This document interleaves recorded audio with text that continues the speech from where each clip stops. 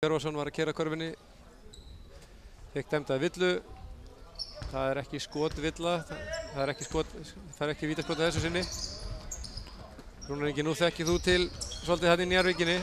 Hvaða leikmönnum verðt að fylgjast með þarna Njarðvíkurmegin í leik sem þessum? Það verður mjög gaman að fylgjast með Kristni Pálssyni, hérna númer 8. Hann kannski svona þeirra aðaleikmaður og svo það Magnús Traustason, númer 5.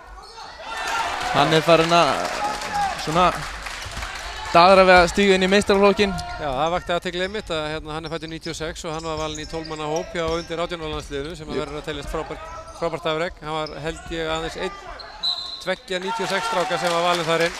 Já, það einmitt eins og í þessum leik á milli þessara liða, það voru mjög fáir 96 strákar, mjög mikið af ungum strákum, yngri strákum sem að spila stór hlutverk í þessum liðum. Já.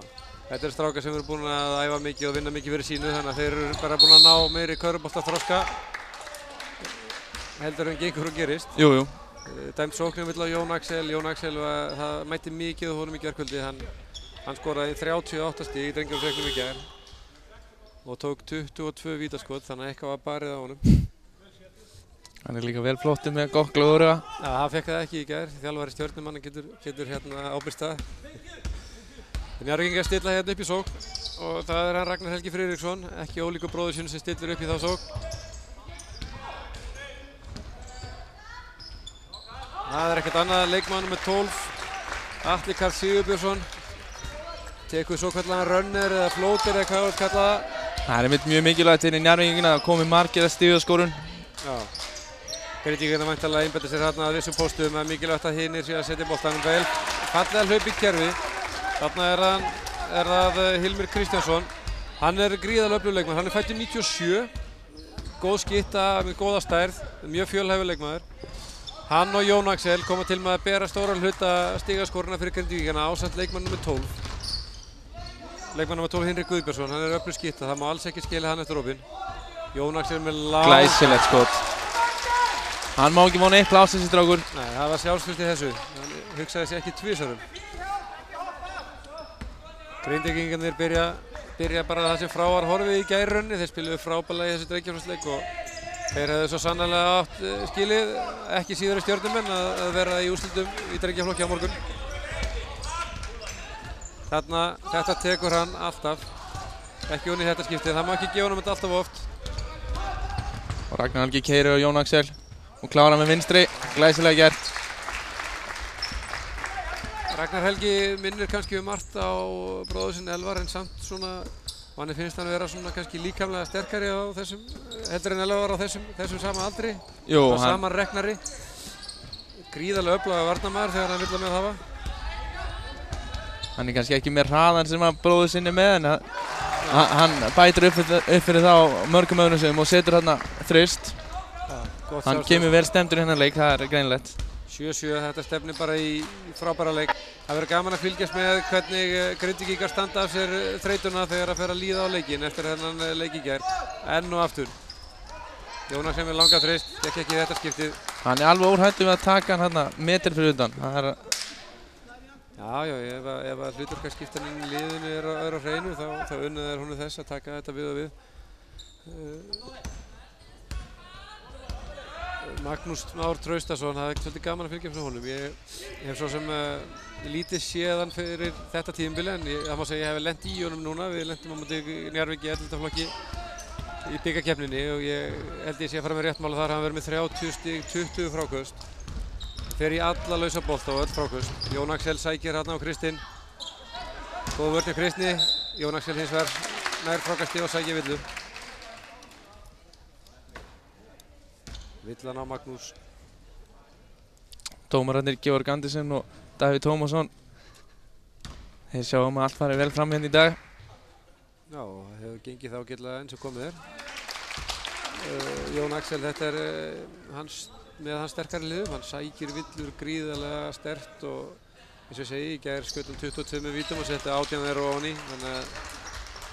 Það ágætis nýting. Njarðvíkingar fara í sókn, þeir spila motion sóknina sína með einn mann undir körfunni, 4 fyrir utan, gott flæði í þessu. Man hefur fundist Njarðvík gera svolítið vel í því, þetta svona svolítið eins og, þetta spænska stefnan, þeir keyra sömu taktíkina í gegnum alla flokkana sem verður til þess að þeir eiga einmitt auðvelt með að stíga upp. Já, það einmitt hugsun á baku að skrefið að stíga upp í meistaraflokk sé sem minnst fyrir unga stráka og það sést bara á hvernig meistaraflokkur Njarðvíkur spilar í dag. Já. Það blir dæmt sóknarvilla á Hinrik, góð hjálpavörn hjá Njarðvíkingum. Þetta einmitt, og maður sér það, merkir það einmitt á leik Njarðvíkur í meistaraflokki. Þar fara strákar sem eru núna búin að æfa saman í meistaraflokki í 2-3 ár. Og eru svona loksins, ekki loksins, þeir eru bara komnir á þann stað að geta í rauninni keppt við og unnið öllu í deildinni. Kristinn með boltann fyrir utan, hann getur skotið þaðan. Atli með skot í horninu, Klingar. Jón Axel sendir hann að Hinrik, fín boltarhreyfing. Galopið Ríkisarskot, gengur ekki. Getur verið smá stress í leikmönnum svona í byrjun leiks. Já, þessi leikmaður Magnús Már, hann einmitt kom Grindvíkingum yfir 98-95 í gær á loka sekundum þess leiks með alveg ísköldu þrist, þannig að hann óhræddur líka. Ragnar óheppinn þarna, missir boltan út af. Það skipta Grindvíkingar. Út af fyrir leikmaður númer 13, Nökkvi Harðarsson. Inn á kemur leikmaður númer 7, Fannar Elíasson.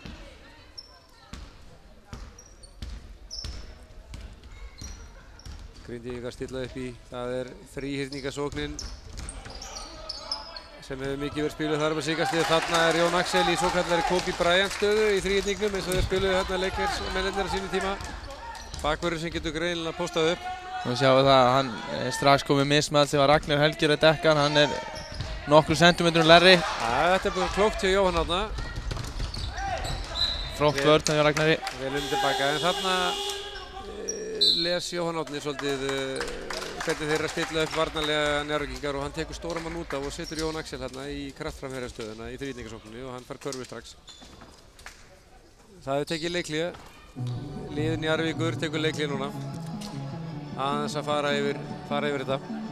Ég trúi vel að Einar vilji svona sjá boltinn fara aðeins meira í gegnum Magnús og Kristinn í sókninni. Þeir eru hvorugir komnir á blað í dag. Hann ekkert að slá af í hljóðstyrknum, DJ Tómas Hilmarsson. Tekur kannski því eitthvað eftir. Já, ég kem mér reyndar á óvart ef við sæjum Einar ekki fara neitt í svæðið einhvern tímann í leiknum. Hann vill aðeins breyta takti leiksins við og við með svæðisvörnum einmitt. Þannig að ef það er í erfiðleikum með þríhyrningi þá fara þær væntanlega í 2-3 svæðið eitthvað álíka. Ég hef spilað allt nokkra bikarúrslitaleiki undir stjórn Einars Árna og ég held ég hafi spilað svæðisvörnið með öllum. Þannig að ég geti mitt vottað þetta. Stundum hefur maður eiginlega gefast upp að setja upp á móti mismunandi svæðisvörnum. Við hlaupum bara eitt ríkiskerfi á móti öllum svæðisvörnum í leiknum. Það er stundum þannig í körfunni, maður má stundum ekki hugsa of mikið, heldur bara að spila bolta. Það er óbreytt lið hjá Njarðvíkingum sem kemur út af völlinn. Ragnar Helgi heldur áfram að dekka Jón Axel. Það verður gaman að sjá hvort þeir leiti að honum aftur, svipaðra stöðu. Jón Axel fær hann fyrir utan. Hilmir, þetta er falleg hreyfing. Vel gert. Þetta er ofboðslega fjölhæfur leikmaður. Og ef að færa það opið fyrir utan línuna þá er það bara vel yfir helmings líkur á því að það fara honum líka. Ef við ekki bara segja að þessi langi leikur í gærkvöldi hafi bara þjónað Grindvíkingum sem góð æfing því að þeir eru verið að byrja leikinn bara miklum krafti. Ja, þeir eru fullir sjálfstraust og hika voða lítið allavega upphafsmyndunum. Magnús með boltan, Njarðvík ennþá í maður mann. Kemur á óvart að Jón Axel skuli ekki leita aftur að sömu hlutunum á áðan þegar hann fikk boltan á blokkinu á móti Ragnari. Þannig reynir hann að sækja sig villuna sína. Erfitt skot á síðustu sekundum á skóklukkunni. Þetta var fín vörn hjá Njarðvíkunum. Þetta getur oft verið hættulegt að ætla sér að fiska villur á þennan hátt þarna fyrir utan. Dómararnir vilja ekki láta þig hafa hana þó svo að það sé möguleg kontakt í gangi. Njarðvíkingarnir getur líka leifst það svolítið á Jón Axel og þeir eru svona nokkuð það er voru lítið hæðamunur á Njarðvíkingunum. Og þeir geta skipta á skrínunum eins og þarna var Magnús komin í vörn og Jón Axel og hann alveg með hraða til þess að takast á við hann. Já. Þarna Atli Karl með enn annað skotið af sömu gerðinni þar sem hann lyftir sér upp á öðru fæti þó nokkuð langt frá körfinu og skilar hann á móni. Þetta nefnilega ofboðslega mikilvægt fyrir sóknarmann að hafa þennan millileik sko. Þetta eins og í golfinu, þú verður aldrei góður í golfi þú kannt bara púta og dræfa, þú verður að geta verið kunningað með járnanum líka. Jú, það mikið rétt. Elvar Ragnar fyrir pikurólið. Kristi vill ekki rúlla, hann vill fá boltan fyrir utan. Og Magnús undir körfunni. Þetta var vel spilað. Þetta er nefnilega hlutverkaskipanin svolítið hjá Njarðvík sem kannski kann að skjóta spökku við. Magnús í rauninni meira í kringum körfuna heldur en Kristinn oft á tíðum. Kristinn góð skytta fyrir utan og Magnús gríðarlega öflugur þarna í kringum körfuna. Jón Axel Asta. Hann kann að búa sér til pláss. 15-11 fyrir Grindavík. Góð boltarhefing enn á ný. Atli ætti að vera með sjálfstraust. Óöpinn. Þarna leikmann nr. 7, Kristján Örn Rúnarsson kominn inn á. Magnús Már óöpinn, góð hreyfing. Hann er vanur að klára þetta, strákurinn. Hann er mjög góður í kringum körfuna. Minni mig Jón Axel. Þetta er opið, hún líður þægilega þegar hann tekur þessi skot. Ég held að þetta sé ekkert endilega slæmt ef þeir vilja gefa honum þetta því að hann er farin að hitta þessu mjög vel. En Magnús Már minnir mig svolítið á leikmann sem er að spila hérna hjá mér í Stjörnunni í Garðabæ í meistaraflokki unglingaflokki sem heitir Sæmundur Valdimarsson. Klárar nánast allt sem honum er gefið í kringum körfuna. Já, þetta var vel gert hjá Kristni. Sótti sóknarfrákastið og kláraði það síðan. 15-13, jafn og spennandi leikur, það er þetta sem við viljum. Hilmir póstar. Gæti trú að stigaskori á Njarðvíkingum verið jafnara í þessu leik svona með hvernig þetta er að byrja. Góð boltarhreyfing. Hilmir hittar ekki. Þetta er samt sem áður til fyrirmyndar. Jón Axel hann dræfar, hann dregur til sér vörnina. Það koma 3 sendingar. Það sem reyna að leita upp í besta skotið. Atli Ragnar fær boltan. Hinrik er alveg límdur við hann. Góð vörn þarna. Falleg vörn. Þetta var Fannar Eliasson. Frábær hreyfing hjá Jón Axel sækir villuna, fær 2 vítaskot. Enn og aftur. Hann fer ofboðslega sterkt og sækir kontaktinn mikið. Sér það að Atli, hann skilur ekki alveg dóminn, en málið er að Jón Axel sér að varnarmaðurinn er ekki alveg kyrr og þá lætur hann sér bara vaða inn í það.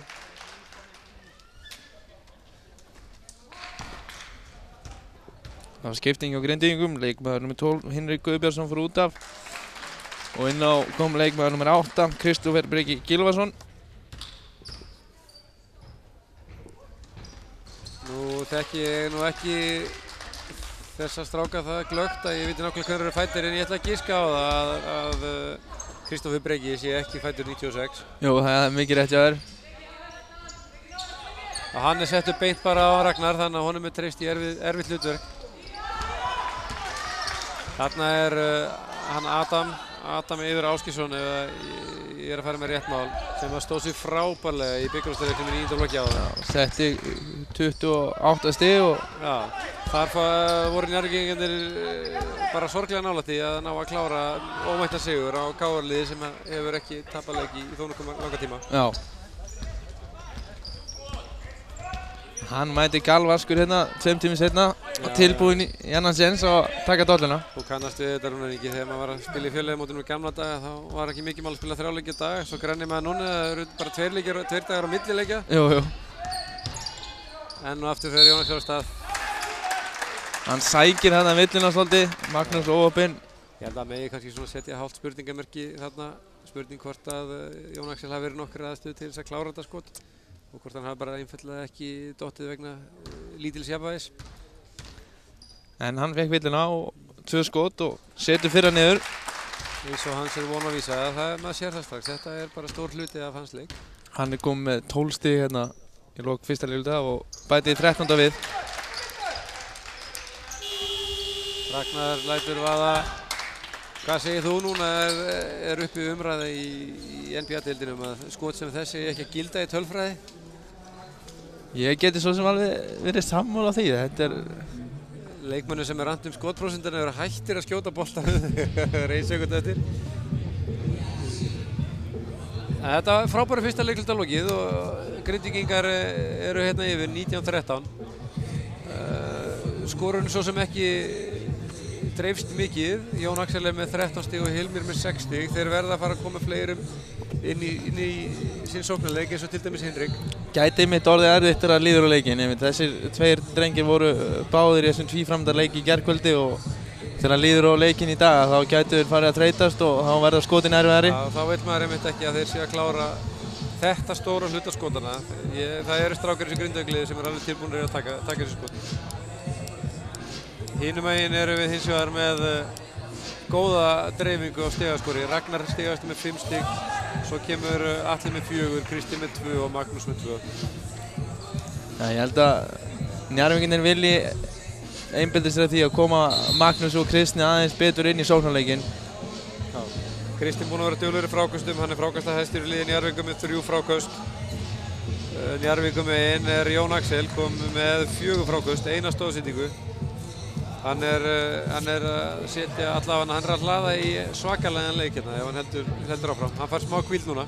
Jóhann Árni ætlar að hvíla hann og það þurfa ykkur aðrir leikmenn Grindavíkurliðsins að fara að búa til núna. Það verður gaman að sjá hvort að þeir haldi upp til um hætti. Ég býst við því að Hinrik eigi mögulega stígi þar í dög. Galoppi skot, beint ofan í. Njarðvíkingar er ekki vakandi. Koma sofandi inn á í leiklutan. Þeir eru að hlusta á okkur Grindvíkingar. Þeir eru farnir að leita stigum á fleiri stöðum. Magnús með boltan, fallega gert. Vel gert og Villakar er góð. Þarna hlaupa einhvers konar Princeton variant af sókn þar sem að Kristi þykist ætla að setja bolta í hendurinn og stingur sér svo að korfinni. Þeir hafa greinilega gert þetta nokkur sinnum áður. Magnús hendi boltann nánast blindandi á hann.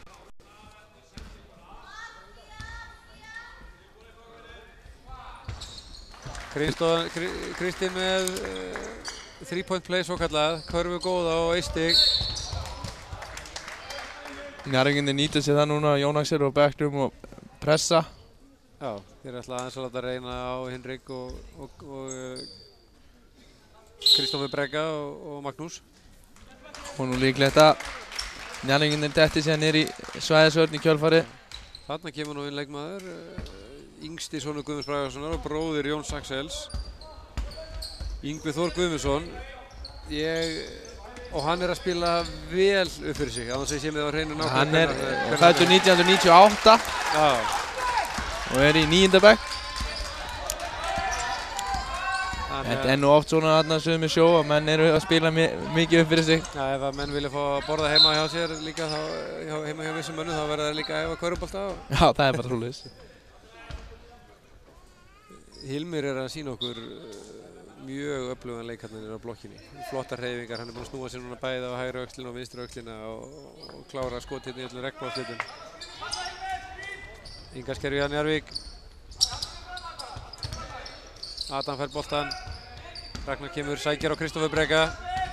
Flott hreyfing, óbein að fá ekki villuna þarna.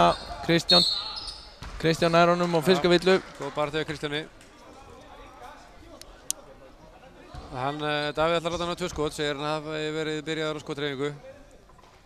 Þannig að núna fá Njarðvíkingar góðan tíma til að stilla upp í pressuna sína. 24-16, Grindavík er ennþá með ágætis stjórn á þessum leik og njóta þeirra forréttinda að fá að hvíla Jón Axel núna í einhver tíma fyrir lokasprettin í fyrri hálfleik.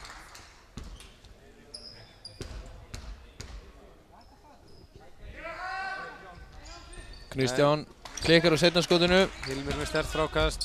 Hinrik kemur upp með boltan. Yngvi. Já, vel gert hjá Atla. Þetta ætlar að ganga hjá þeim. Pressa svolítið á þá þegar Jón Axel er út af. Adam setur hann á Kristján. Hann er á móti Yngva, það er nákvæmlega stærðarmunur þar. Kristinn reynir þriggjastaskotið, gengur ekki. Kristófer Breggi aftur. Þarna þeir eru að setja mikla boltapressu og þeir eru svolítið að nýta sér svona líkamsstyrk, líkamlega yfirburði. En þeir eru verið að nýta sér þetta hinum einn.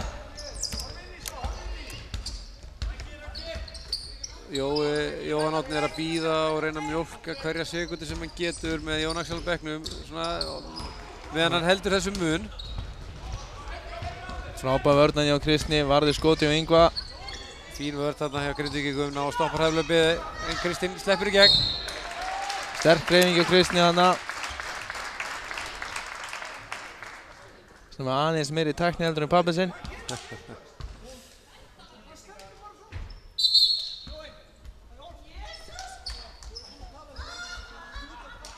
Davíð vill aðeins fara í málum með Jóa.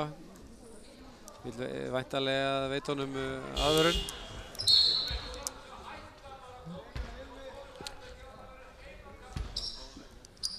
Þeir vilja meina þarna að varnarmaður Grindavíkur hafi stigið fyrir Kristinn á dræfinu. Það verður ekki tekið á Kristinsson, þetta var sterk hreyfing. Þegar maður tekur sterkar hreyfingar þá maður meiri möguleika að fá villu. Kristinn setur niður fyrravítið. Jón Axel kominn aftur inn á liði Grindvíkinga. Já, ég held að þeir megi bara vera nokkuð ánægðir. Þeir náðu hérna leiklutanum og 2 leikmínútum viðbót. Hann er mann að hvíla sig örugglega í ykkur rúma 4 mínútur núna. Og Hilmir fekk að fara út af í staðinn, en það verða þeir væntanlega sjaldan eða aldrei út á sama tími þessa leik. Yngvi upp í þrist. Það er gaman að sjá hann bara hafa sjálfstöðst í þetta skot. Hann skýtur hann með að færa það. Flott. Hraðahlaup. Kristinn ofinn að klára þetta ekki. Jón Axel gerði vel í að kontesta skotið. Villa dæmt á Jón Axel fyrir hrindingu. Jón Axel að fá sína aðra villu. Njarðvíkingarnir komnir í bónus eftir aðeins rúmlega 2 mínútna leik hérna í öðru hluta. Grindvíkingarnir líka farnir að pirra sig svolítið á dómaranum.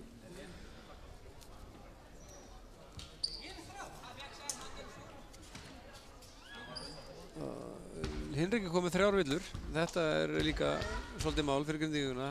Ég býst við að hann sé þá bara hættur leik núna það sem eftir er fyrri hálfleiks. Atli setur niður vítið, spjald ofan í. Kallaði hann það ekki örugglega? Jú, ég býst í því. Það er skemmtileg fjölbreytni hjá honum í skotunum. Já, það eru flóterar og spjaldi ofan í og hann er með allan pakkan. Þeir halda áfram að pressa. Og næstu búinn að stela boltanum Njarðvíkingar. Það sem þessi svæðispressa gerir er að hún tekur boltan úr höndunum á Jón Axel allavega svona til að byrja með. Villa dæmt á Kristinn hérna. Jón Axel heldur áfram að koma sér á línuna. Hann þarf ekki að æfa víta á æfingum, hann skýtur eins og eftir leikjum.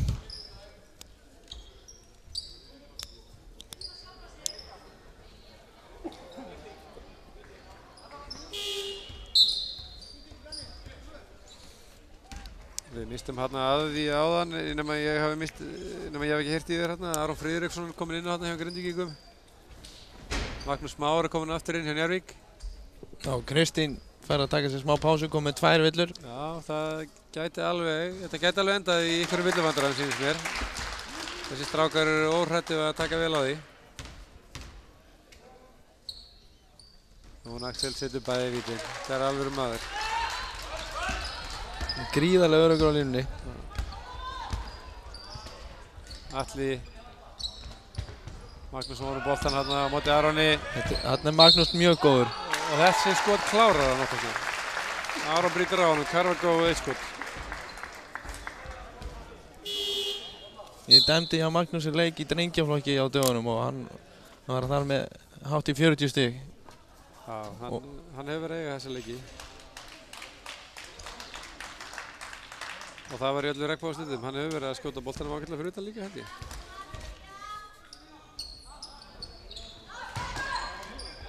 Hilmir kominn inn aftur. Staðan 26-22 fyrir Grindavík.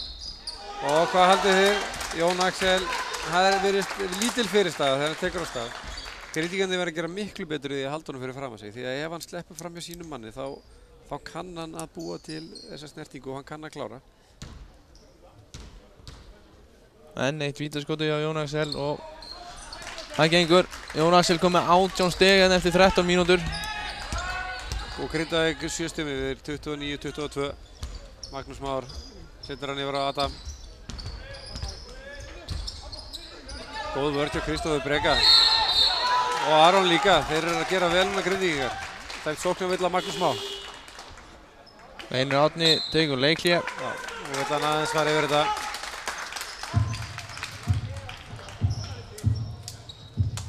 Miðað við hvernig þetta að spilast þá kæmi nokkið óvart að hann fari í einhvers konar vörn á Jón Axel til að reyna að koma honum út úr leiknum. Já, og gætum séð eitthvað svo kallaða box og eitt þar sem að 4 menn spila svæði en Jón Axel hreinlega tekinn út úr leiknum. Þeir fengu í æfingu því líka í gær reyndar.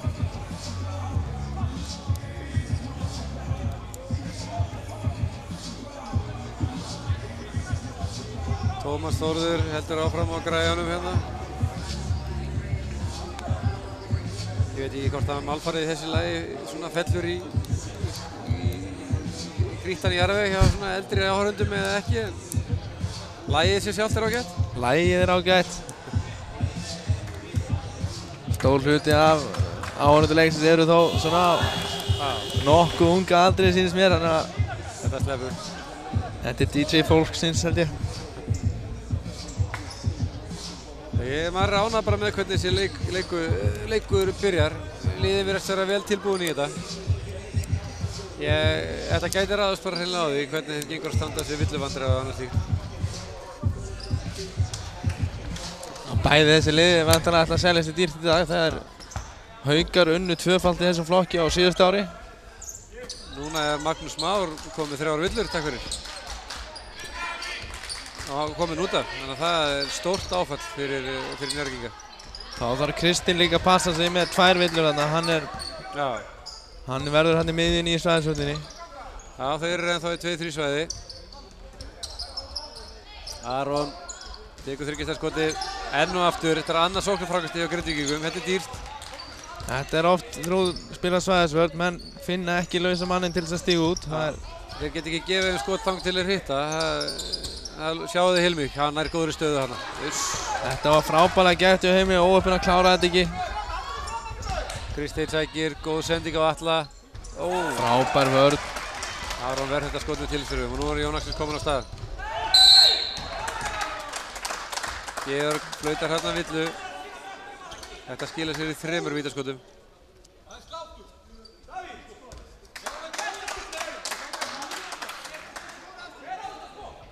Einar Árni vill meina að Georg hafi ekki átt að vera að horfa á þetta svæði leikvallarins, heldur hafi Davíð átt að dæma þessa villu.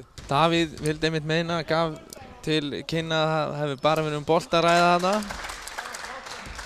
Já, við verðum bara að treysta Georgi fyrir því. Hann var með röntgensjón og hann sagði sjálfur, hann sagðist að sé þetta alveg 100%.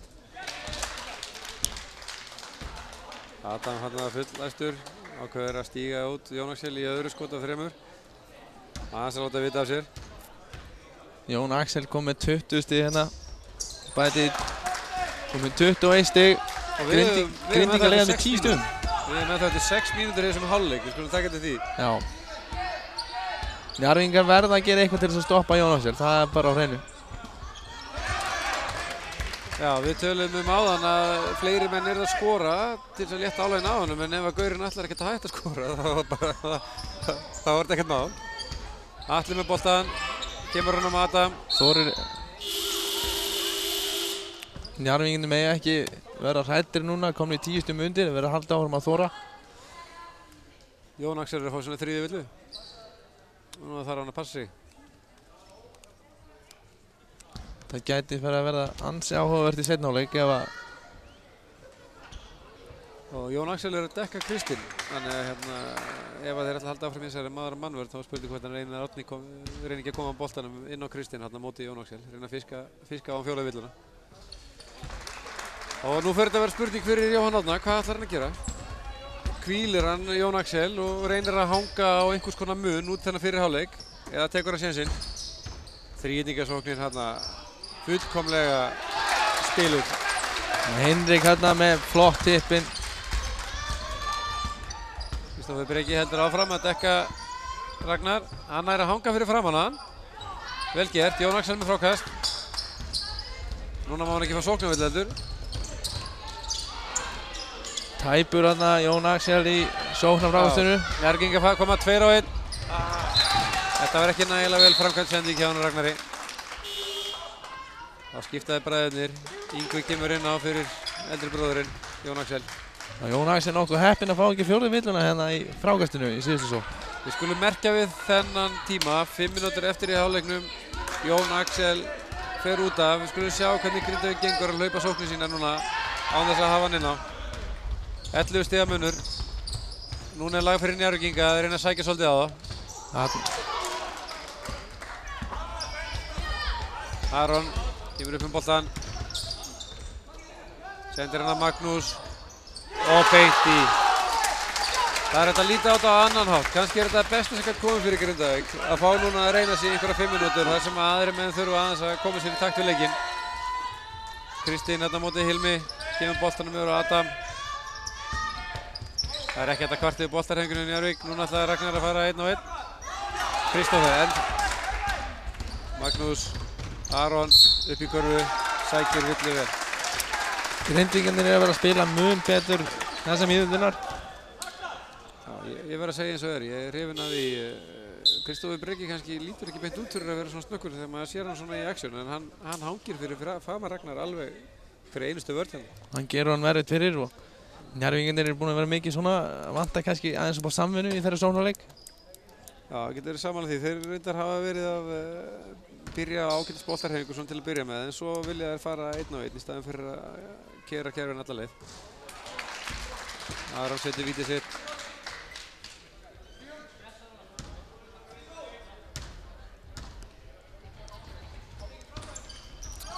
Leikur úr seinna, staðan 38-23 fyrir Grindavík, komið 15 stiga munur. Magnús með boltan á móti Hilmi, sjáðu Kristófer, nú voru hann að passa sig, nú verður hann að fara aðeins lengra frá, haldur hann fyrir fram að sig, Magnús á móti Hilmi. Klikar Atli með sóknar frá kast. Góð. Já, bara það var góð, saman þó vill að vera dæmt. Hann gerði góða tilraun til þess að taka bara boltan hana. Einar er búinn að setja Magnús þarna aftur inn á með 3 villur.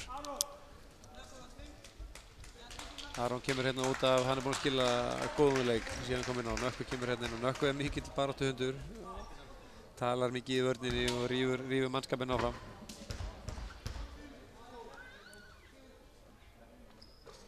Þeir vita það að hann er prýðis minniboltaþjálfari. Ég er alltaf gaman að þegar fólk er tilbúið að gefa af sér hérna til ungviðisins. Hann er mjög jákvæður og skemmtilegur þegar hann er í þjálfun hérna í Grindavíkinni. Atli setur niður bævitinn, minkar muninn. Atli stigaðistur liðið Njarðvíkinga með 8 stig. Já, hann kom vel tilbúinn í þennan leik. Það var greinilegt alveg frá byrjun. Magnús boltan. Yngvi. Enn eitt sóknarfrákusti hjá Grindavík. Við sjáum núna Njarðvík er hérna í þessari 2-3 svæðisvörðinni. Njarðvík er að stilla upp í þríhyrning og þeir eru svona að ná að yfirhlaða á annan helming vallarins og þeir eru ekki að ná að dekka allar skytturnar þarna fyrir utan. Njarðvík kannski bara heppið að Grindavík er ekki búin að setja fleira á þessum opnum skotum.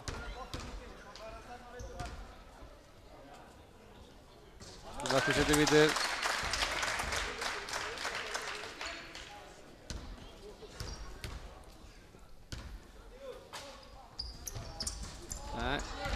Magnús með frákastið.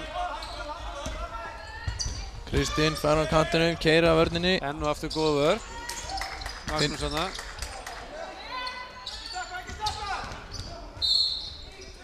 Þarna einmitt heyrðu við Guðmund Bragason kalla ekki stökkva og ég ætlaði einmitt að fara að nefna það. Þeir gera vel í því. Þeir eru bara á jörðinni og eru að halda mannum fyrir fram að sig. Þeir eru að neyða Njarðvíkinga mestmegnis í erfiðskot. Ragnar ekki, reynir erfiða sendingu. Kristín stígur út af. Njarðvíkingar eru svolítið ráðvilltir akkurat þessa stundina. En það er nóg eftir. Grindvíkingar stilla upp. Finna aftur. Gott skot, Hilmir klára vel. Hilmir er alveg óstöðandi þarna niður og þegar hann færa niður á blokkinni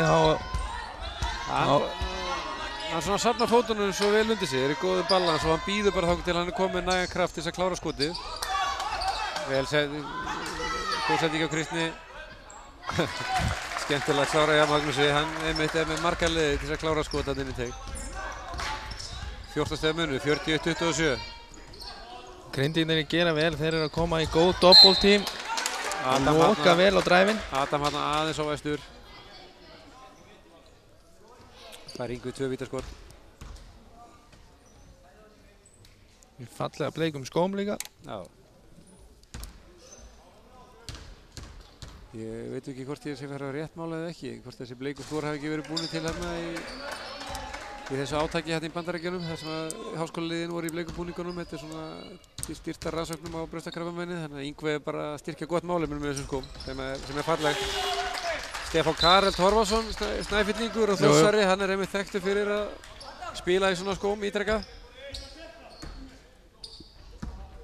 42-27, Ragnar stillir upp í sókn. Kristoffer Breki, hann er bara ekkert á leiðin út af, meðan hann heldur Ragnarsson í skefjum, þá bara fær hann að spila. Hann er svolítið búinn að slökkva á sóknarleik Njarðvíkinga eftir að hann byrjaði að dekka Ragnar. Já, sammála því.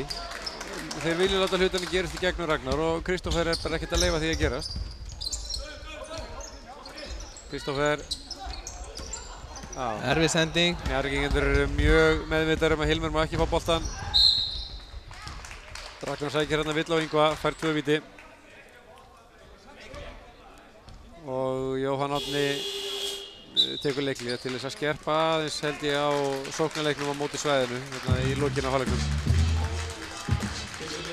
Já, Grindvíkingarnir mega ekki þröngva boltanum inn á Hilmi á blokkinni. Njarðvík er að falla svolítið niður, þá verða menn að vera tilbúinir að skjóta opnum skotunum. Grindvíkingarnir eru svona jafn æstir í að koma boltanum á hann eins og Njarðvíkingarnir eru æstir í að halda boltanum frá hann. Þannig að hérna, þeir ættu kannski að reyna að leita einhver annar að leiða.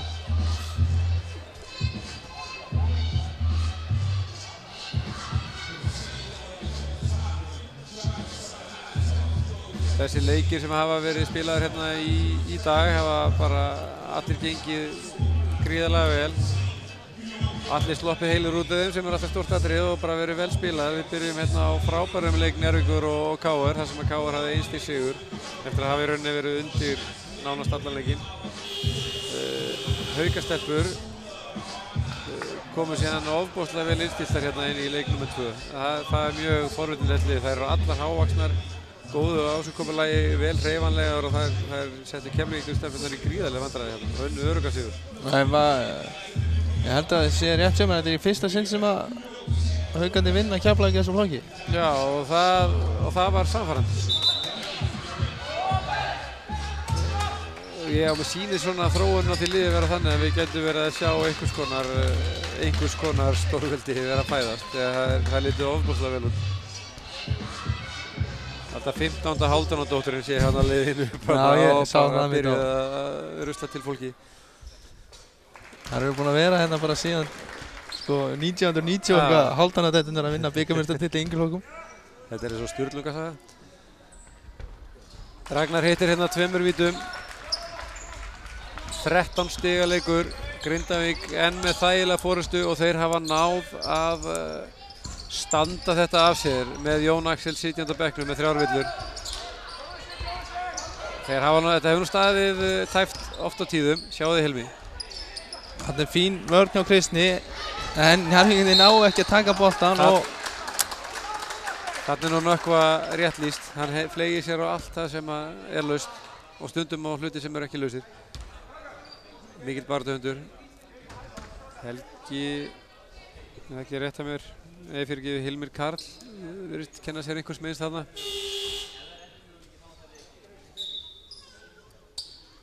Og viðfáðskiptingu Hilmir Karl fer út af inn á kemur leikmann nr. 14. Róbert Ingi Arnarsson. Enn einn leikmaðurinn í Njarðvíkurliðinu sem fæddur 1997. Getur sett þriggjastaðarskotin þessi strákur. Kemur væntanlega hérna í efri röðina í 2-3 svæðisvörninni. Nei, ekki gekk þetta, en Hilmir sækir þetta sóknarfrákast. Þetta sér maður nú ekki oft til hans Magnúsar. Enn eitt sóknarfrákastið hjá Grindavík. Það verður að telja dýrt til að liða leikinn. Þarna fann Nökkvi boltann. 10 sekúndur á skóklöku. Yngvi fær opið skot, vel gert. Góð þolinmæði, virkilega vel spilað. Vá, hann náði Skoraði Raggi næstíði með því að skjóta boltanum yfir spjaldið. Góð vörn nú aftur á Kristofur Breka, tæpar á villinu samt og Magnús Már setur boltan á ný. Njarðvíkingarnir þurfa svolítið að leita meira að Magnúsi þarna. Hann klárar vel í kringum köruna. Sammála því, sjáu þið Kristofur. Það er ekki mikið verið að verja skotið eitthvað, hann bara kemur sér fyrir. Hann er búinn að, sko, hvert sem að Ragnar hefur viljað fara í dag, þá er Kristofur Breki alltaf mættur.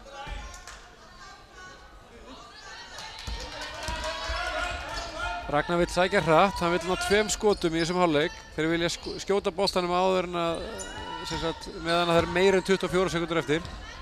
Þetta er klókt, mjög klókt hjá Ragnari. Þeir fá síðasta skot hálfleiksins ef allt gengur eftir.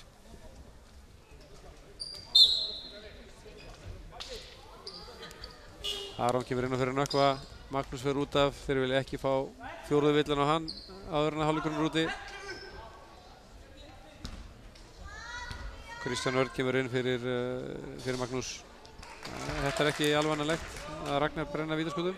Hún var eitthvað að drífa sér hérna. Sendur seinna víti. 12 stiga munur, 44-32. Rólegur. DJ-inn, lakka til hálfleiksins.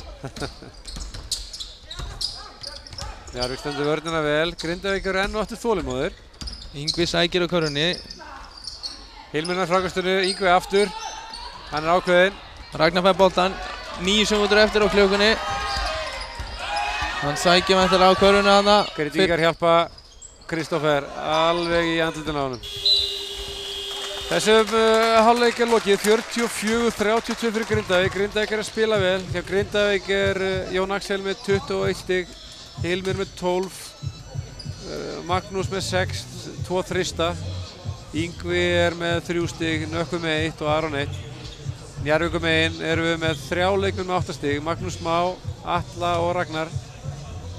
Kristi Pálsson kannski ekki alveg fundið sem með 6 stig, Adam með 1 og Kristján með 1. Við tökum okkur smá pásunum í hálfleik. Þegar við byrjum seinna hálfleikinn þá verðum við með nákvæmari tölfræði og förum aðeins betur yfir þetta.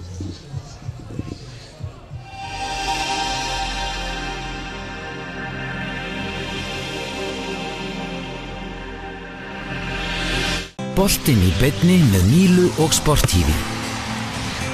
Míla, lífæð samskipt. Okkur hefur lengi dreymt tímaflakk. Þegar Einstein sýndi fram á að tíminn væri afstæður, urðu ferðalög til framtíðarinnar bara tímaspursmál. Öllu flóknara var að ferðast til fortíðarinnar. En ekki lengur. Sjónvarp Símans hefur nefnilega breytt fjarstýringunni í tímavél. Þú velur sjónvarpsstöð, smellir á á fjarstýringunni og getur valið dagskráliði allt að sólarhring aftur í tímann. Grunn áskrift að sjónvarpi Símans fylgja 7 erlendar rásir, aðgangur að Skjá Bíó með yfir 5.000 titlum og möguleiki á áskrift að öllum íslensku stöðunum og 80 erlendum. Mistur af uppáhaldsþættinum þínum áðan? Smelltu bara á og flakkaðu aftur í tímann. Síminn. Við þjónum ólíkum þörfum fyrirtækja á öllum sviðum, tökum þátt í vexti þeirra og opnum dyr að hagkvæmu og vönduðu atvinnuhúsnæði. Við erum Reitir fasteignafélag. Ég man þegar ég var lítil stelpa og fór á pæjumóti í Vestmannaeyjum. Ég eignaðist fullt af góðum vinkonum og manni leið eiginlega eins og maður væri að fara að spila HM með EM. Það var alltaf draumurinn að spila með landsliðinu og ég er mjög stolt af því að hafa komist hingað. Það er gaman að sjá þessar ungu fótboltastelpur og hvað það er frábær efniviður í íslenskum kvennafótbolta í dag.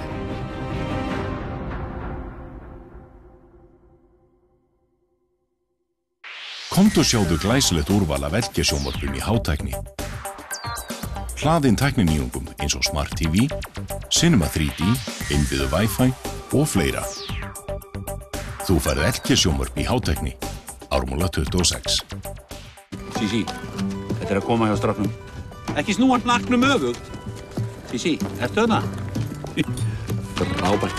10 gigabæta niðurhald fyrir 500 krónur á mánuði. Sýndu mömmu tal. Svona á samband að vera. Hey, I'm in love. My fingers keep on clicking to the beating of my heart.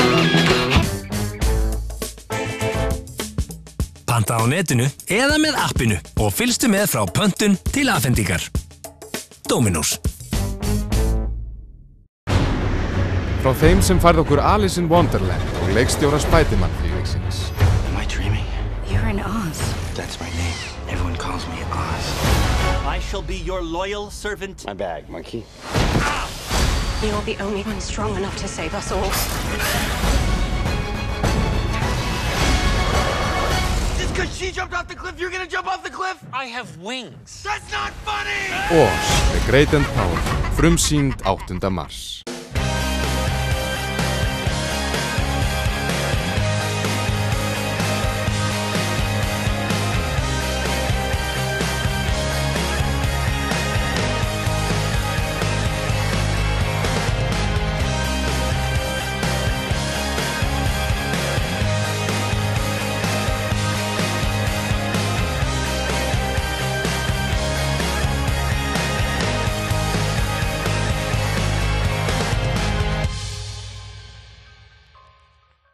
Vissir þú að það eru 9 A-landsliðsmenn í handbolta sem spila allir í A6?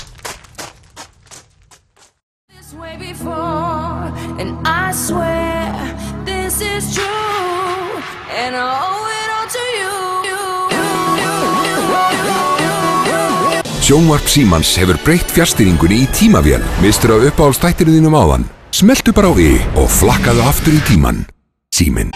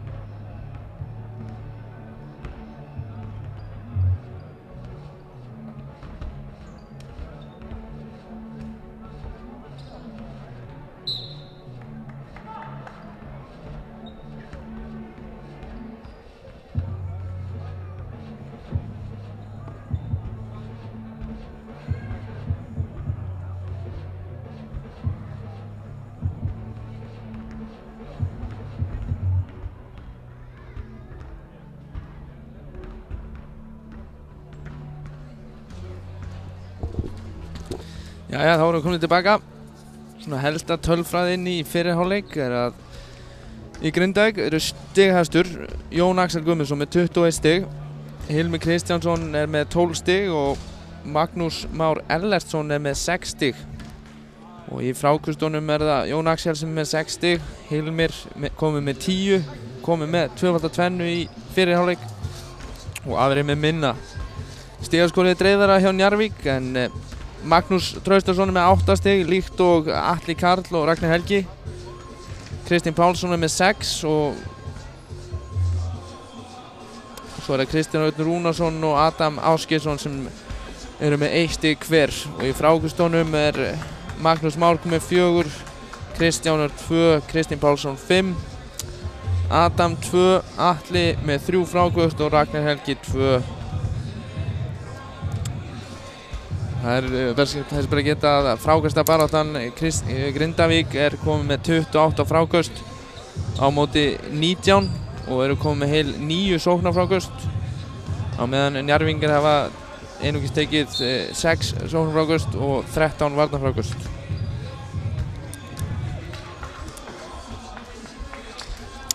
Skotnýting liðanna samt svo sem ekkert frábær allavega á Grindavík. Þeir eru 25% þriggjastaðnýtingu eða 27%.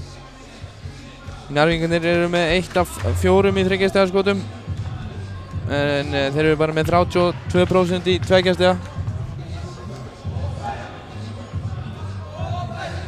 Jæja, Rúnar, þú ert búinn að fara yfir að helda. Hvað svona stekkur á þig hérna í þessari tölfræði? Jón Axel náttúrulega að skila frábæri tölfræði. Og Hilmir Kristinsson kom með double í fyrri hálfleik. Já, það er ekkert grín. Þeir ráða voða lítið við hann undir körfunni. Hann hirðir hvert frákast á fætur öðrum og klárar síðan mjög vel. Já, hann er ekki beint að gera þetta á styrknum. Hann er bara að gera þetta á hæfileikunum, sko. Þetta er óbúslega vel gert hjá honum, allt sem hann gerir þarna.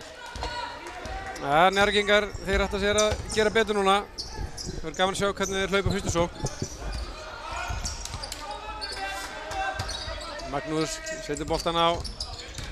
Þarna fór Kristoffer Breki aðeins á nálægt. Ja, Kristoffer Breki kom sér inn í byrjunarliðið hérna í seinni hálfleik með að spila frábæra vörn á Ragnar í fyrri hálfleik.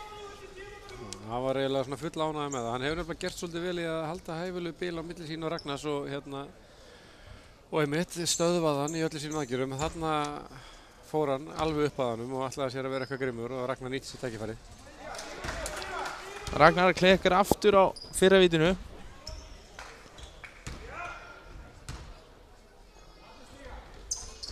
Setur það setna. Setur það setna, minnka munin í 11 stig. Hérna Ragnar kominn aftur á Jón Axel og ja, þeir eru nú bara í maður og mann. Vel gert hjá Hinriki. Nógu tíma eftir, Kristoffer fer upp í þrist. Þess er ekki onni. Mér sýnist Njarðvíkingarnir þó vera í einhvers konar box og einn fyrirbreiði. Skulum skoða þetta betur. Hann gæti verið í 3-2, hann gæti verið að taka Hilmi og Jón Axel umferð. Ragnar pekur rólið. Kristinn fyrir þristinn. Stuttur. Atli vinnur boltan hérna. Þeir stillir upp í nýja sókn. Já, þetta er vel gert en gríðarlega vel hjálpað hjá Hinrik. Jón Axel sækir. Ég sé ekki betur en að þeir séu að taka Hinrik og Jón Axel úr umferð og hinir þrír séu að spila svæðisvörn. Þeir séu í svokölluðum 3-1-2. Getur oft verið ágætt að taka 3-1 og taka bakverðin á 2 úr umferð. Þeir vilja ekki hengja mann á Hilmi því að hann er hvort sem verið út í körfunni þar sem er auðvelt að umkringja hann. Þarna sækir Jón Axel villuna. Kemur sér á vítalínuna. Hann var með 12 vítaskot ofan í af 12 mögulegum í fyrra hálfleik. Hann setur villuna á númer 5, Magnús Má, og þar með hann kom með 4 villur í byrjun seinni hálfleiks. Það er gríðilegt áhyggjuefni fyrir Njarðvíkingana, það er á hreinu. Mögulega hjálpa þeim að þeir eru í þessu afbrigði þar sem hann er ekki beint að dekka einhvern stóran mann en hérna, já, það er erfitt að beita sér með 4 villur þetta snemma í leiknum. Það eru 18,5 mínúti eftir. Ragnar stillir upp, setur hann á Hilmi. Magnús Már. Núna er sem sagt flæðis hluti kerfisins búinn. Þetta hefur, þetta hefur verið að gerast ítreka. Þeir byrja sóknirlega vel og svo einhvern veginn stöðvast allt og þeir fara einn á móti einum. Njarðvíkingarnir eru búin að fá fína sjensa inn í byrjun seinni hálfleiks. Ég er búin að klikka á 3 layupum núna. Þeir eru í erfiðleikum með þessa vörn, Grindvíkingarnir. Þeir eru ennþá að reyna að átta sig á því hvað þeir eru að gera hreinlega. Enn eitt svona stuttaskoti sem að gengur ekki á Njarðvíkingum. Og Georg dæmir villu á Hinrik. Og þar með hann komið 4 villur. Þeir eru... Býðum við. Já, Georg var svolítið 8 villur. Njarðvík á klárlega boltan þegar þetta nefndi vill á Grindavík. En þetta 4 villan á Hinrik. Hinrik feið þá vantarlega beint á bekkinn aftur. Já, Grindvíkingar mega svona aðeins betur við því að taka Hinrik út af heldur en Njarðvíkingar að taka Magnús út af, sérstaklega svona í ljósi stöðu leiksins. Kristinn kemur hérna af skríni, þeir eru að gera þetta gríðarlega vel Grindvíkingarnir. En Hilmir Karl, hann refsaði þeim. En ég ætla að segja að þeir eru að velja svolítið vel fyrir Njarðvíkinga hverjir skjóta boltanum, þá bara málið að refsa þeim og setja það ofan í. Ég veit vel gert hjá Hilmi að setja niður þetta skot og gjörsamlega skilin eftir þarna beint á móti körfunni. Já, þarna sjáum við þetta ennþá betur. Núna Jón Axel er tekinn úr umferð og þá er auðveldar að koma að hjálpa. Og Jón Axel fær dæmt á sig sóknarvillu og þar með hans 4. villa. 4 villur maður. Þetta er grafalvarlegt mál. Jón Axel með 22 stig í leiknum kom með 4 villur og seinni hálfleikurinn er bara valla byrjaður. Hilmi fyrir aftur upp í þriggjastaskot, núna stuttur. Spurði hvort að ég frekar að sækja á Jón Axel í þessari stöðu. Alltaf myndi maður vilja það áður en að hún verður skipt út af að láta hann þurfa að spila vörn. Enn og aftur fiskaði sóknarvelli. Hilmi Karl aftur, stígur í veg fyrir Kristoffer Brega.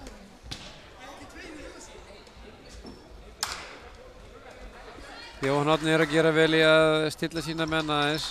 Þetta er rétt hjá honum. Við breytum ekki dómunum eftir á. Það er auðvelt að vera hérna upp og segja það. Ég er ekkert alltaf góður í þessu stöðu sjálfu þegar ég er að þjálfa. Nei, þetta er voðalega auðvelt svona þegar maður er að horfa á. Alveg sali rólir hérna uppi. Ragnar sækir að körfuna. Núna finnum við bara að leikurinn er hægt og rólega að snúast. Njarðvíkingum við vil. Nú þurfa Grindvíkingar að taka góðar ákvarðanir, hlaupa góða sóknir. Nökkum með boltan. Magnús. Þeir verða líka að vilja skjóta boltanum. Njarðvíkingarnir eru að taka hérna ákveðnum ennur umferð og er að gefa öðrum skot. Þeir verða tilbúinir að taka þessi skot. Það er myndið alvarlegt þegar Hinrik og Jón Axel er svona, Hinrik á bekknum og Jón Axel er tekinn úr umferð, þá þurfa aðrir að búa til. Já, góð hjálp hérna eitthvað.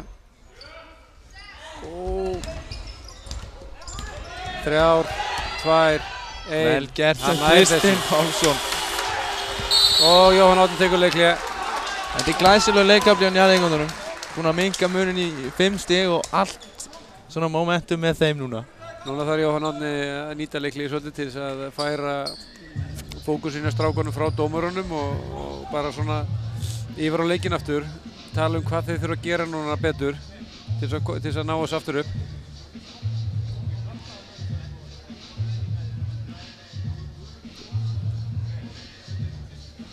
Vörn Njarðvíkinga er búinn að virka svona líklegast alveg eins og þeir vildu núna í upphafi seinni hálfleiks. Já. Þeir eru búinn að ná að halda Jón Axel, hann er bara svona eitthvað fyrir utan þryggjastililuna og er ekkert mikið að reyna. Og leyfir Ragnar Helgar svolítið að ýta sér út úr leiknum. Og hinir 4 eru ekki alveg að ná að spila út af því sem þeir hafa.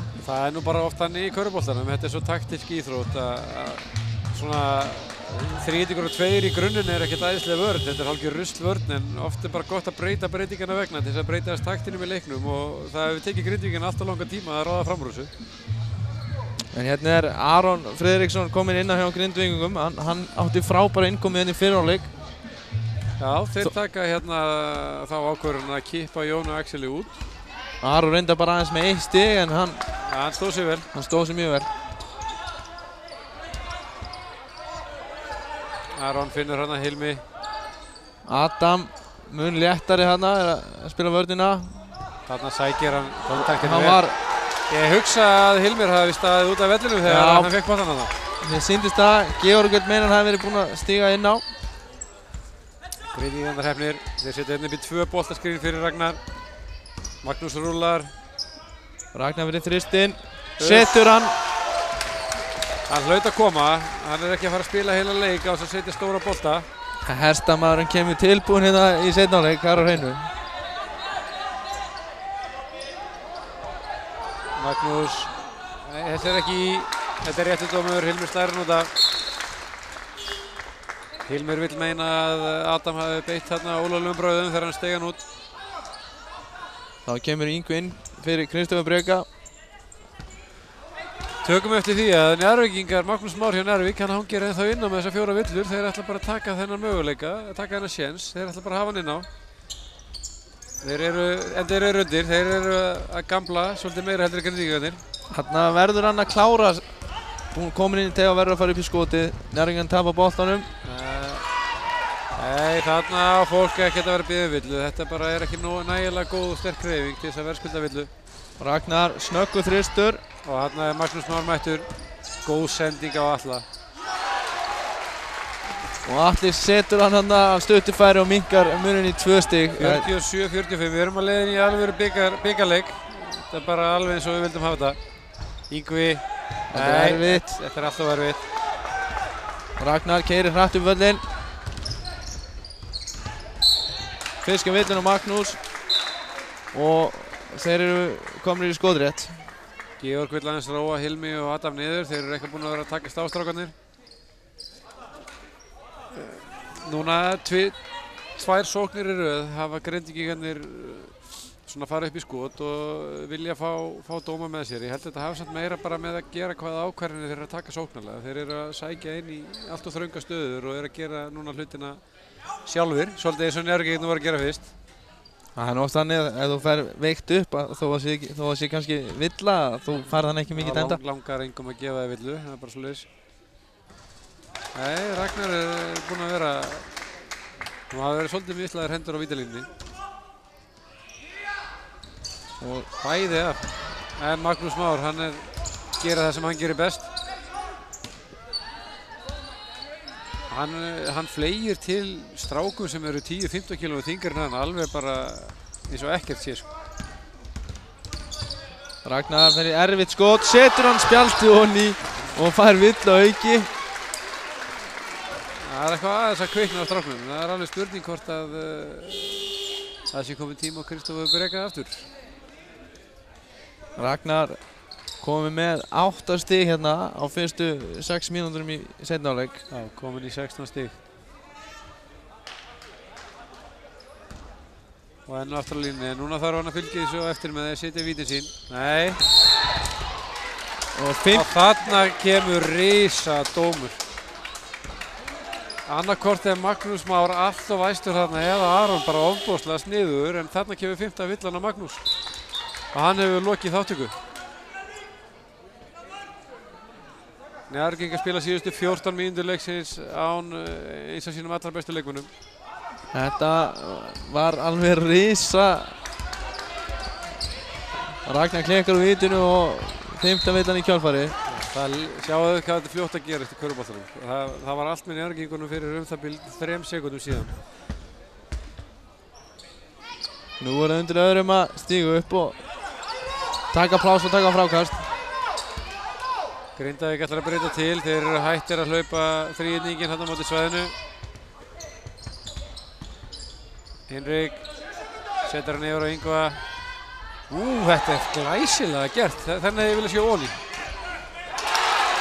Og bara fyrir hundurinn. Hérna kom Nökkvi bara með sko rándýrt Evrópuskref. Það var eins og sko 39 ára gammal serbið þarna þegar hann fór upp á körfunni. En Nökkvi hérna sýnir góða baráttu og Ragnar, það kviknaði á Ragnar núna. 49-50, það hefur Njarðvík verið eitthvað yfir í þessu leik fram að þessu. Það hefur þá verið bara að snemma leiks í eitthvað í byrjun. Ragnar er alveg sjóðheitur. Góð boltahreyfing. Opið skot fyrir Yngva. Yngvi setur hann. Hann er ekkert að spá í hvað þetta eru gamli strákar sem eru að spila við þarna. Hann er alveg ískaldur þarna. Alla móti Hinrik, finnur Adam. Yngvi reynar að flækjast yfir honum, góð vörn. Þetta er flott vörn. Núna hefði þurft að halda fyrir fram hann. Kristján með skot. Adam, glæsileg baráttu í Adam. Það fáum við sama kerfi á þann. Tvöföld boltahindrun. Ragnar missir boltan. Yngvi sækir. Gríðarlega skemmtilega leikmaður hann Yngvi. Já, hann fer upp í þriggjastaskotið. Og Sjá setur þið hann strákir, aftur. maður. Það er bara yngra eintaki tekur við þegar stóru bróðir fyrir á bekkinn.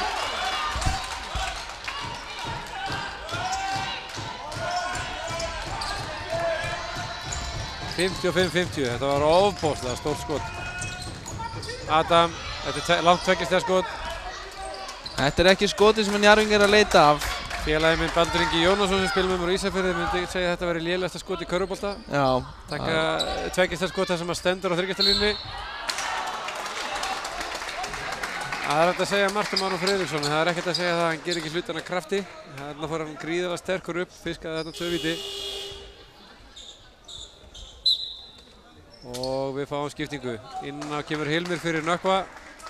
Við fáum Hilmi Karl aftur inn á hjá Njarðvíkingum fyrir Atla sýnist mér. Boltanefingin hjá Grindavík núna síðustu 2-3 mínútuna var miklu betri enn í byrjun þriðjuhluta. Já, er ekki bara það sem að breyst yfir hjá Grindavík að það þeir hættu bara í smá stund að hafa áhyggjur á dómurunum og byrjuðu bara að hafa áhyggjur á boltanum. Og ég held að við verðum að gefa Jóhann Árna þá kredit fyrir bara leikliðið sem hann tók á þann og hafa náð að stilla sína menn upp á nýtt. Aron klekkaði hann á báðum vítunum. Hilmi Karl á móti Hinrik. Þannig að Kristinn kominn inn á blokkina. Finnur Adam. Spurninga hvort að Kristinn ætti nú ekki að láta reyna á Aron hann einu sinni á póstinum. Hann hendi boltanum beint út í staðan fyrir allavega að reyna sig með einhverju hreyfingu. Sérstaklega þess að Magnús er núna farin út á, þá verður Kristinn að taka eitthvað á skotum hann í köruna. Hinrik fær opið. Hann er með fallið skotið sem strákur, hann á að skjóta þessu skotum.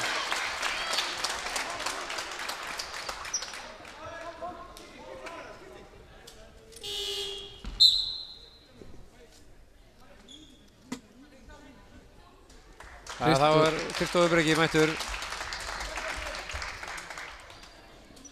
Magnús fær sér sæti á bekknum, kom með 3 villur. Já, Magnús var búinn að standa vaktina ágætlega. Nú er spurning hvort að Kristófur geti endur uppgötvað þennan varnarleik sem hann sýndi í fyrrihálfleik á móti Jóni Ragnari.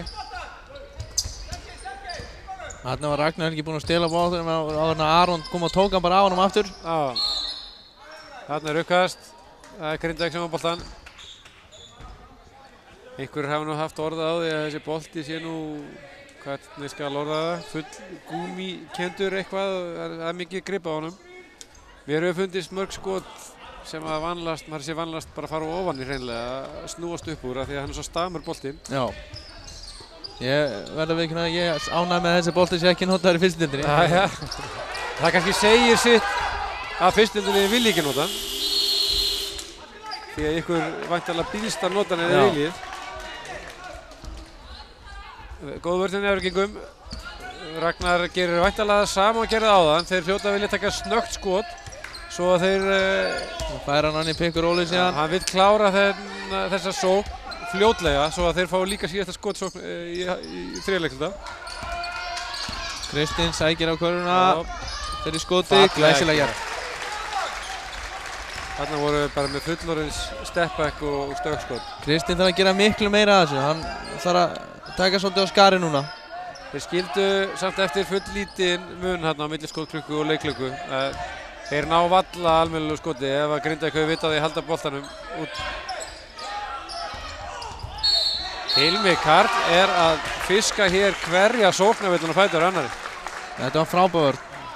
7 sekúndur eftir. Njarðvíkingarnir geta að minnka þetta eða jafnað. Staðan 55-52, 7 sekúndur eftir. Býst ég við að Kristján Örn komi og setji hér boltahindrun fyrir hann Ragnar bara á miðju vallarins. Beint í baki á Kristófur Breka, fylgjumst við því. Þarna, Ragnar sloppinn í gegn. Glæsilegt. Ragnar Helgi klárar þetta með vinstri. Þetta hefði nú átt að lesast fyrirfram. En það tekur ekki neitt frá honum Ragnar í því hvað hann gerði vel. Ragnar Helgi kláraði þá leiklutan með 13 stig og minnkar munin hérna í 55-54 og það verður æsispennandi í fjórða leikluti. Ég sé að tölfræði Blaðið er á leiðinni til okkar. Við standið sér vel í því að stökkva hérna upp strákarnir. En Grindavík, það skipti miklu máli fyrir þá að Jón Axel fékk fjórðuvilluna mjög snemma í þriðjuleiknum. Já. Hjá þeim hefur það í rauninni gerst að Hilmir og Jón Axel hafa kannski ekkert bætt neitt rosalega miklu við. Yngvi Þór hefur stigið upp í þessu leikluta. Ég held að sé nú bara með einhver 9 stig í þessu leikluta sem er gríðarlega mikilvægt fyrir Grindvíkinga. Njarðvíkur megin hefur kviknað á Ragnari Helga Friðriksssyni. Hann er komin skyndilega í 21 stig, 3 fráköst. Hann reyndar bara með eina stóðsendingu en honum finnst greinilega að hann eigi að taka af skarið og ég held að það sé rétt hjá honum. Sérstaklega þegar Magnús Már er komin út af með 5 villur. Njarðvíkingarnir unnu þennan leikluta 22-11. Það má kannski nefna þátti Hilmis Kristjánssonar. Hann er með 64% í skotnýtingu tæp. Hann er með 14 fráköst og 14 stig. Það er ekki amalegt. Kristi sækir á Aron. Aron bara verst honum þokkalega vel. Nú er Kristófur komin aftur á Ragnar. Og Adam er rándýr sóknarfrákast. Þessi litlu hlutir telja dýrt núna. Já, vel gert hjá Jóni Axeli hérna. Þetta frákast var í rauninni tapað. Þetta var gríðarlega góð bara. Nei og Yngvi. Það er allt í lagi aðtóa einu sinni. Hann er búinn að setja 2 í röð. Það var svo kallað heat check. Og Ragnar fær síðan boltan á kantinum og fer í pikurólið. Hilmi stígur vel út. Kristófer þristur inn. Það er ekkert hægt að fara fram á betri vörn en þetta. Nei. Hann skýtur honum með hendi í andlitinu. Jón Axel með boltan. Og Jón Axel setur hann. Það er beint í. Jón Axel, alvöru maður, kemur beint inn á í fjórðuleiknum og setur þrist. Hann er yfirvegaður þessi strákur. Það er svolítið gaman að fylgjast með honum. Hann hefur svolítið líka vitað hvenær hann á að gefa í og hvenær ekki. Því að hann þarf að spila lengi í hverju leik. Þetta tekur að frákast. Enn eitt frákastið. Finnur Kristófur Breka í opið þrist. Klikkar. Þarna er dæmd villa á Kristján Örn. Hann er talinn hafa haldið Hilmi þarna í frákastinu. Einar Árni ekki ánægð með þennan dóm hjá Davíð Tómasinni. Nei, það fylgir þessu. Þjálfararnir eru hlutdrægustu menninni á vellinum. Jón Axel. Þetta er rétt. Steig út á hann í hóttinu. Njarðvíkingarnir þurfa að halda áfram og taka sér skot sem þeir vilja taka. Þeir eru ekki fara að reyna erfið skot í hóttunum. Já, nákvæmlega. Grindvíkingarnir eru búin að vera að skjóta boltanum svolítið mikið núna fyrir utan. Frábær hreyfing hjá Ragnari. Það er klárað með vinstri.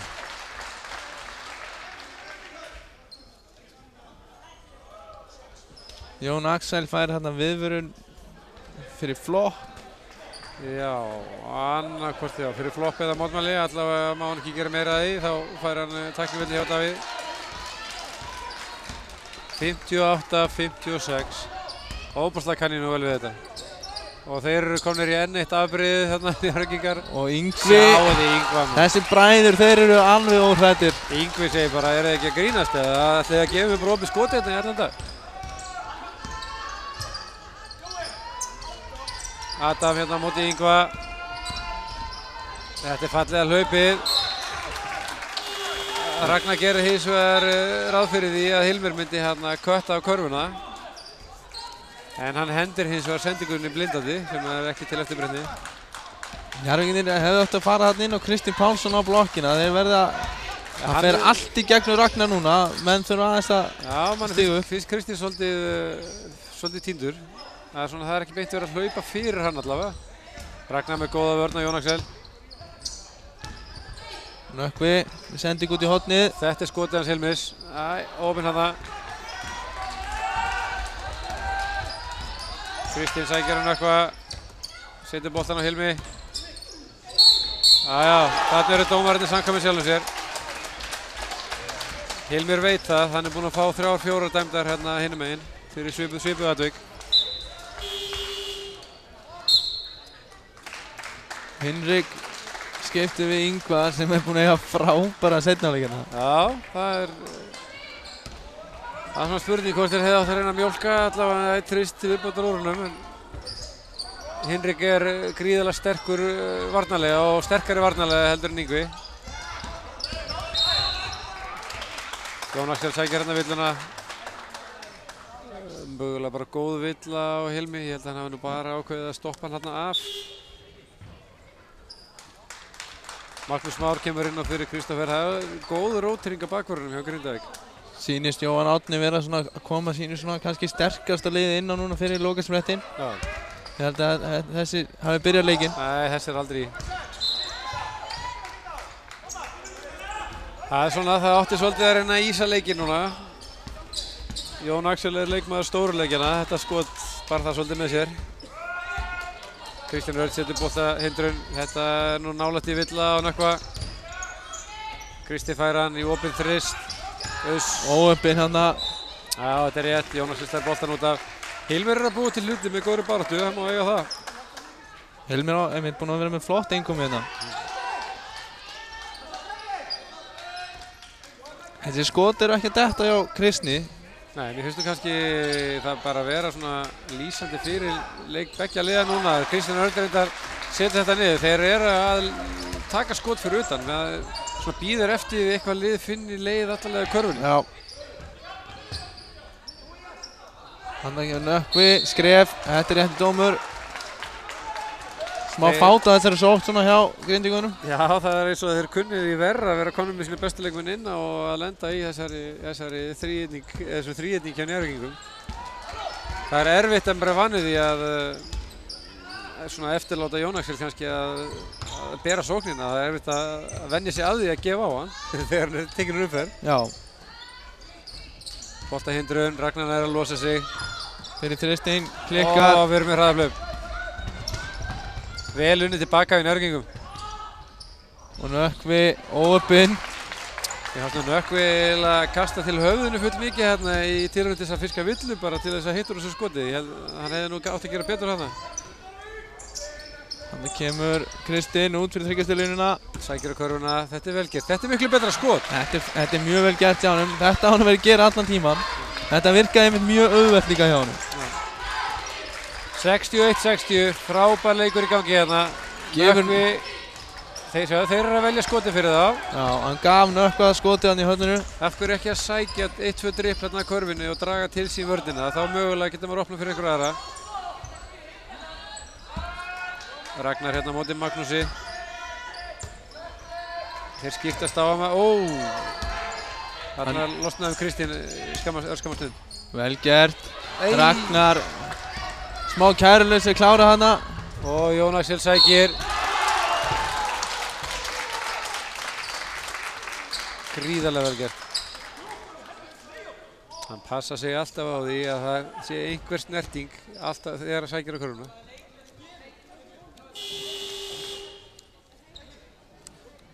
(60-60) og Jón Axel á línunni í eitt skot. Og það er tekið leiklega. Njarðvíkingarnir Klaufar hann líka að brjóta á honum sko. Þeir hefðu þetta brjóta á honum fyrr. Það var komin í lay-upið og...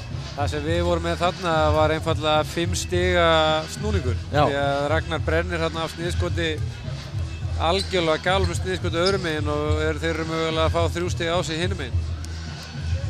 Þetta er fljótt að gerast.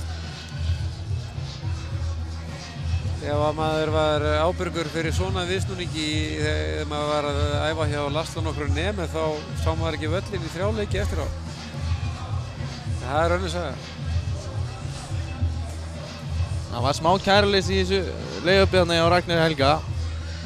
Hann hafði svo mikinn tíma kannski sem að... Ég held að hann hafi bara búist við því að fá snert, að það yrði barið á honum þarna sem gekk ekki eftir, þannig að það var eiginlega of mikil ferð á honum þegar hann óð þarna inn. Jæja, við skulum sjá hvernig Njarðvíkingarnir komið út á leiklíðinu, hvort það breyti einhverju.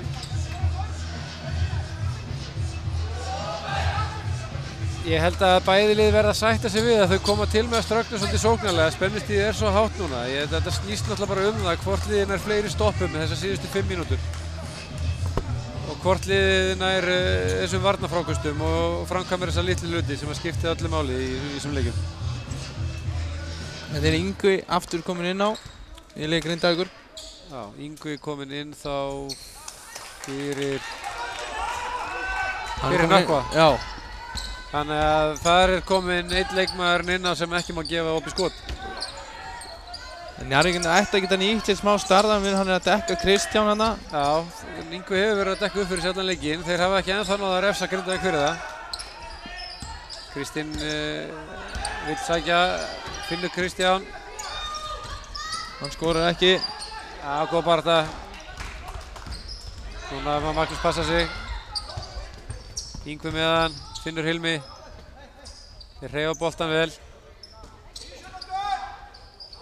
Mér finnst það reyndi að vera furðulítill tíma skotklukku, 10 sekúndur.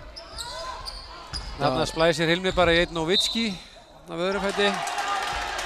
Nei, Georg bendir í vitlausa átt. Held að þetta hafi verið rétt, ég held að þetta sé Njarðvíkurbolti. 64-60, Grindavík 4 stigum yfir og 4 mínútur eftir. Nú er það bara vörnin. Yngvi hérna móti Kristjáni. Þeir hlaupa gott kerfi fyrir Kristinn. Jón Axel með ennett frákastið. Það verður gaman að sjá eftir leikinn. Við erum ekki með aðgang að því hér hvað hann með mörg frákast. Og Yngvi í eitt þristinu við blóð klikkar, sóknar frákast. Hilmir líka. Hilmir örugglega komið ykkur 20 frákast. Og Hinrik. Það var lengi von á einu frá Hinrik. Þetta er alltaf góð skipta til þess að klára heila leik á þess að setja eitt svona. 67-60 fyrir Grindavík. Þessi var rándýr. Þarna hefði ég nú dæmt 50 villuna á Hinrik. Það er önnur saga. Þeir eru svolítið fysikal. Yngvi stendur bara. Ofboðslega mikilvægt stopp. Nú er Atli þá að bíða eftir að koma inn á fyrir Njarðvík. Þarna vil ég að fá boltan. Hilmi með hann á móti Adam. Fallega gert. Svo hann nýti skrokkið vel til þess að skýla boltanum. Og Hinrik fer í skotið og setur hann 69-60. Þarna finnst mér Grindavík einfaldlega bara að vera að njóta góðsæði hvað þeir eru búin að fara vel með mannskapin hjá sér í þessu villuvandræði. Þeir vernduðu Hinrik í gegnum hennar leik og þeir uppskera núna 5 risastig í lok leiksins. Ragnar með skot, Jón Axel frákastar enn og aftur.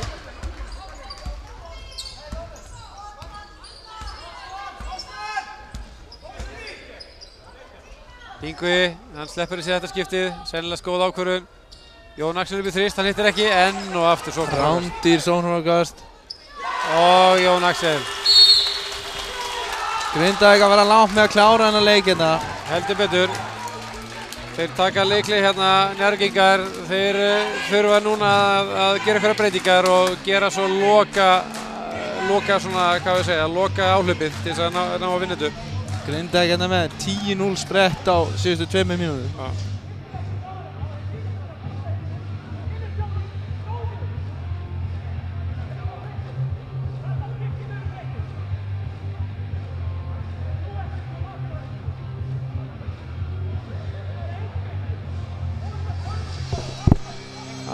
Einar er búinn að kveikja hárþurrkunni hérna á bekknum og ætlar að reyna að kveikja einhvern eld hjá sínum mönnum hérna fyrir síðustu 2,5. Þetta er fullt af tíma. Lið Stjörnunnar, svo ég tala nú náttúrulega þann leik var 8 stigum undir þegar 1:40 var eftir í gær og náði að einhvern veginn að tróða sér í framlengingu. Þannig að þetta er nú ekki búið enn.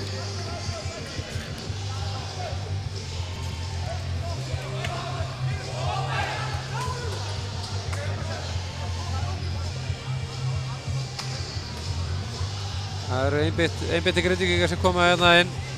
Þetta myndi ég segja, það náttúrulega hver einasta vörn mikilvæg í þessu en það veri ofboðslega stórt að ná að stoppa þá núna Njarðvíkingarna fyrir það.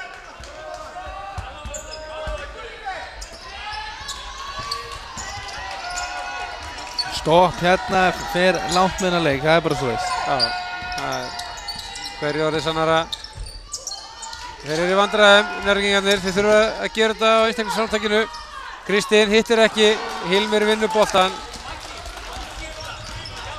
Núna fara þeir bara í rólega sókn. Já. Mjólka klukkuna aðeins. Yngvi, bræðurnir eru teknir úr umferð. Það er nú bara ákveðin virðing við Yngvar Þór að vera tekin úr umferð hérna í 11. flokks bikarleik. Ja, hann nældi sér nú samt sem áður í villu. Hilmir fekk hérna sína 50 villu. Já. Og inn í hans stað kom Adam aftur, eða ekki? Jú. Yngvar á línunni. Jájá, setur hann sitt 13. stig. Frábær leikur hjá Yngvar hérna í dag.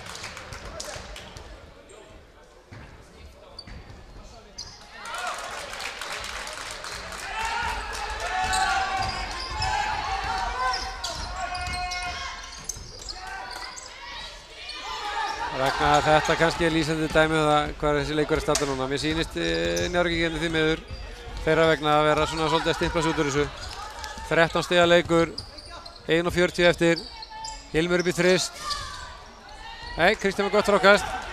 Nú þurfa Njarðvíkingar að sækja hratt. Kristinn kemur hérna fullri ferð. Ragnar gefur Adam, hann verður leiðappið. 11 stiga munur. 73-62. Við þurfum að fá miklu meiri ákefð í varnarleikinu í Njarðvík. Þeir þurfa að reyna að láta eitthvað gerast núna. Þeir hafa ekki endalaust svona tíma. Vel gert hjá Ingo hérna, finnur Hilmi sem að kemur sér á vítalínuna.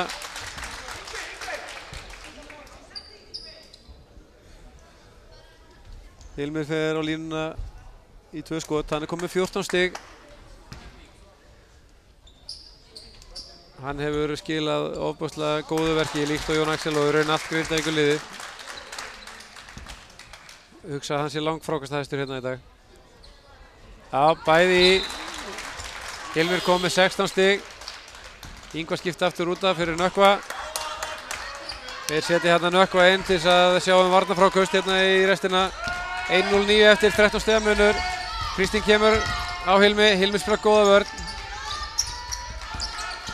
Ragnar upp í skot. SRI 75-64, tæp mínúti eftir. Nú þurfa Njarðvíkingar að pressa. Ekkert dæmt. Kristinn upp í þrist. Það verður gaman að fá þennan núna í, nei. Gott frákast hjá Atla. Og Nökkvi fleygir sér á þetta. Og Grindavík á boltan. Og vinnur boltan. Gríðarlega mikilvægt.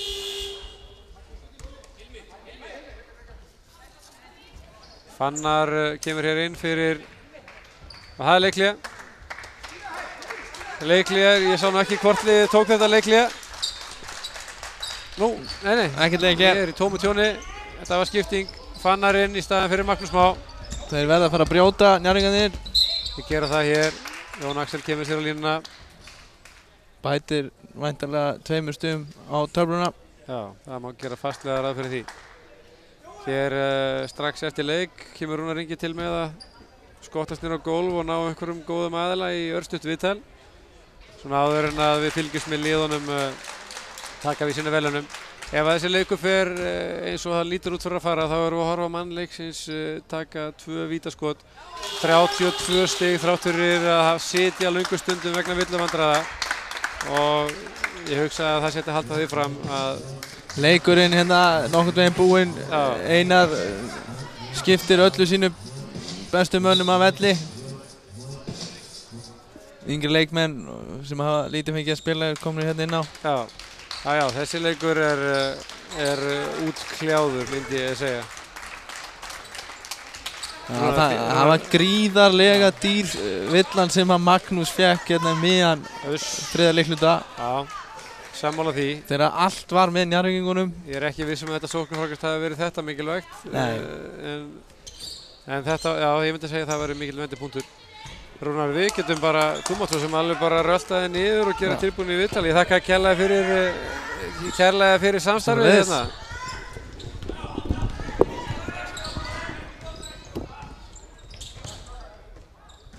Og Njarðvíkingar, þessi leikur er svona rennið sitt skeið. Hér brýtur leikmaður númer 9 hjá Grindavík, Hlynur Ægir Guðmundsson.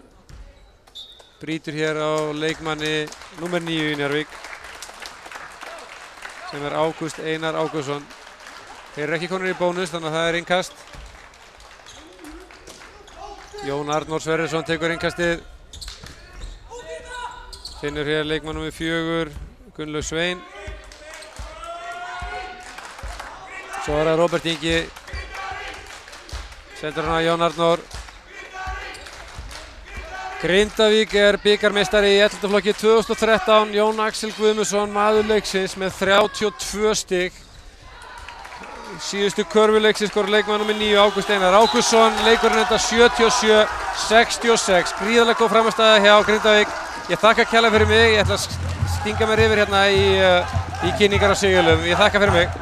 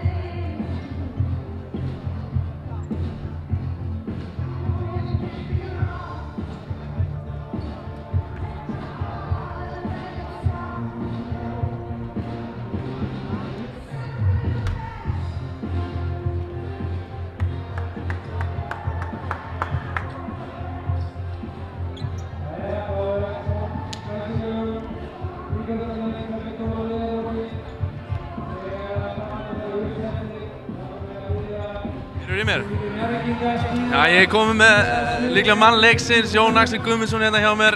Jón Axel, þú spilaðir undanúrslitaleik í gærkvöldi, tvíframlundur. Var ekki þreytið þér í dag? Jú, maður fann náttúrulega verið þreytið, en maður hugsaði ekkert það í úrslitaleik. Nei, það skiptir engu máli. Þú lendir í villuvandræðum og litli bróðir kemur og stígur upp. Hvernig fannst þér að sjá hann svona taka leikið sem að sínar hendur í seinni hálfleik? Það er alltaf gaman að sjá litla bróðir standa sig. Við gerðum allt sem við þurftum að gera og þá vinnum við. Hvað er svona sem að finnst þér að við skipt sköpum í að vinna þennan leik í dag? Við komum bara tilbúin leikinn frá fyrstu mínútu og leidum alla leikinn og bara komum til að berjast og honum allan tíma. Við vorum bara undirbúið okkur alla vikuna fyrir þennan leik og ég veit ekki, bara... Það kom ykkur, þeir voru að reyna ýmsar varnir. Þetta hefur ekkert komið ykkur úr neinu jafnvægi? Nei, við fengum alla varnirna sem þeir spiluðu í gær. Þannig að það er fínt að fá leikinn bara í gær sem uppbytun. Þannig að það hefur bara hentað vel í að spila á móti Stjörnunni í gær. Já. Og þá var vantilega stefnan sett bara á Íslandsmeistarabikarnir líka, taka þetta tvöfalt? Jú, alltaf ekki, líka í drengjaflokki. Takk hérlega, til hamingju með leikinn. Takk.